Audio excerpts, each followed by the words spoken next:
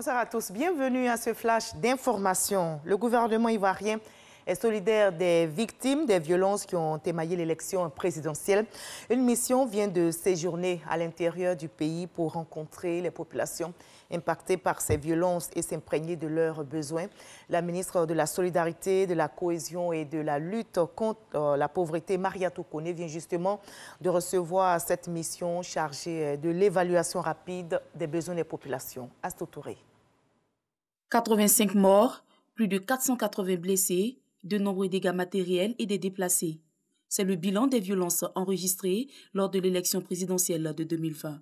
En marge de cette élection, un groupe d'évaluation rapide des besoins des populations en période conflictuelle était sur le terrain. Un comité composé, entre autres, du HCR, de l'UNICEF, de la Croix-Rouge, de la CEDEAO et de l'OMS. 25 localités ont été visitées et 22 ont observé des mouvements de population. Les besoins prioritaires restent l'alimentation, l'abri, la santé et l'éducation.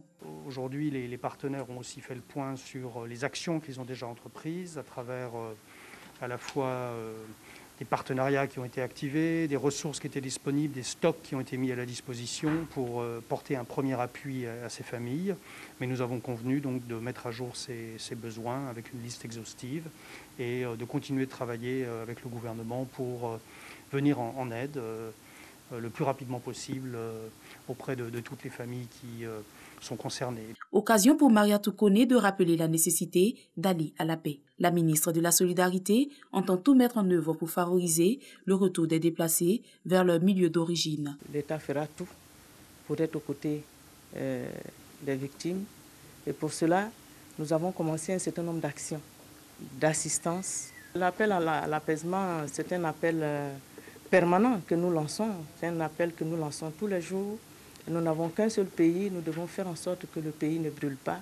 Nous devons faire en sorte que les acquis que nous avons obtenus en matière de cohésion et de réconciliation soient préservés et que nous puissions vivre ensemble malgré nos différences parce que, au-delà de la politique, nous demeurons frères et sœurs. Selon le groupe d'évaluation rapide, 5 530 personnes se sont déplacées du fait des violences, certains à titre préventif, d'autres pour fuir les violences intercommunautaires. La gendarmerie nationale a interpellé une dizaine de personnes et saisi plusieurs armes en bateau. Les FNLIMI ont fait cette opération au lendemain des affrontements entre communautés survenus dans la localité. Le commandant supérieur de la gendarmerie en mission d'apaisement sur le terrain a échangé avec les différentes couches sociales et appelé au vivre ensemble. Dans le domaine agricole, la coopération entre la Côte d'Ivoire et le Ghana au niveau du cacao se consolide. Le directeur général du Conseil Café Cacao est des deux pays. Les directeurs généraux donc, du Conseil Café Cacao des deux pays ont été élevés au grade de compagnons dans l'ordre du Volta après la reconnaissance donc, des dirigeants des institutions en charge de la gestion de cette filière par l'État ivoirien le 1er octobre dernier. C'était donc au tour du Ghana, comme vous le voyez sur ces images, de distinguer les premiers responsables de cette filière. Une coopération ivoiro-ghanienne fructueuse. Elle permet aux producteurs de récolter $400 par tonne vendue.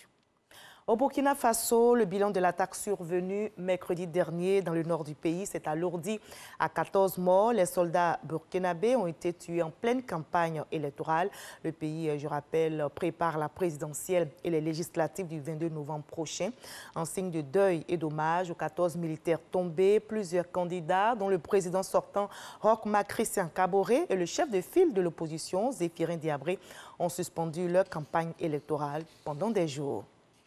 Campagne électorale suspendue également au Ghana par des candidats à la présidentielle en raison du deuil qui frappe le pays depuis hier. Le Ghana et l'Afrique pleurent la disparition de l'ancien président Gary Rawlings, décédé hier dans un hôpital d'Accra à moins d'un mois de la présidentielle. Le scrutin est prévu le 7 décembre prochain. Le président sortant, Nana Akufo-Addo, et son concurrent John Mahama ont suspendu leur campagne pour une semaine. Les drapeaux sont en berne dans le pays. Un deuil national de 7 jours a été décrété. Gary Rawlings, je rappelle, a dirigé le Ghana de 1981 à 2001. Journée des recueillements également en France. Le pays rend hommage aux victimes des attentats du 13 novembre 2015. Il y a 5 ans, un commando djihadiste attaquait la capitale française. Le bilan est lourd, 130 morts et près de 400 blessés. Journée sombre pour la France, ce 13 novembre 2015. 10 djihadistes français et belges repartis en 3 équipes passaient à l'action presque en même temps dans plusieurs endroits de la capitale française, au Bataclan et devant des bars, ainsi qu'à Saint-Denis aux abords du Stade de France. Ces attentats meurtriers ont été revendiqués par l'organisation État islamique. On va se retrouver à 20h pour la grande édition, mais juste après ce Flash Info. Suivez l'info régionale pour avoir toutes les nouvelles de nos régions ici en Côte d'Ivoire. On se retrouve tout à l'heure à 20h.